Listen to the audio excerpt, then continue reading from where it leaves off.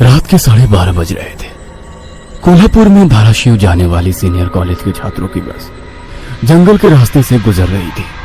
Trip खत्म करके वे वापस धाराशिव आ रहे थे। दिन भर मौज मस्ती करने की वजह से सभी छात्र थक कर सो गए थे। दरवाजे की सीट के पास विकास सर और सुशील सर खर्राटे ले रहे थे। बस ड्राइवर विजय मामा भी नींद में बस चला रहे थे। उनके बगल वाली सीट पर प्यून पांडु मामा बैठे हुए थे कि तभी बस के सामने जंगली सुअरों का झुंड आया। विजय मामा ने बस जंगल में रोक दी।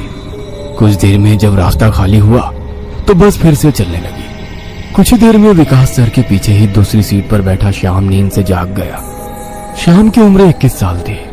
पढ़ाई में बहुत तेज था, लेकिन हमेशा अकेला रहने वाला।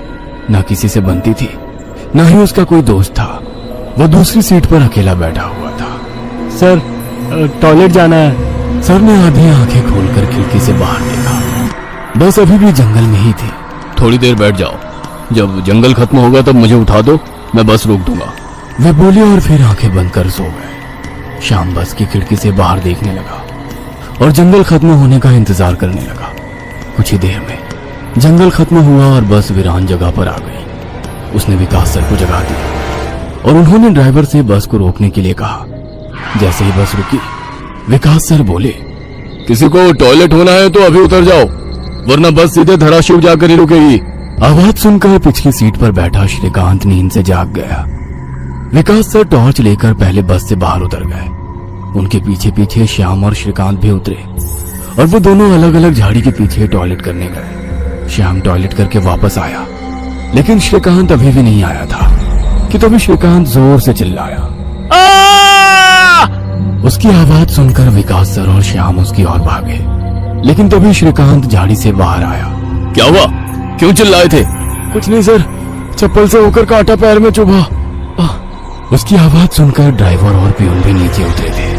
वो सब बस में वापस चढ़ने ही वाले थे कि तभी एक बाइक बस के सामने आकर रुक गई। अरे भाई साहब, यहाँ के नहीं हो क्या आप? क्या आपको पता नहीं कि इस रास्ते पर लोगों को हमेशा चकवा लगता है? बाइक चलाने वाला बोला। चकवा नाम सुनकर विकास सर बोले, हाँ पता है, हम बस निकल ही रहे हैं। और वो सब बस में बैठ गए। सर, वो आदमी किस चकवे के बारे में बात कर रहा था? प्यून ने अगली सीट से ही मुड़कर विकास सर से पूछा।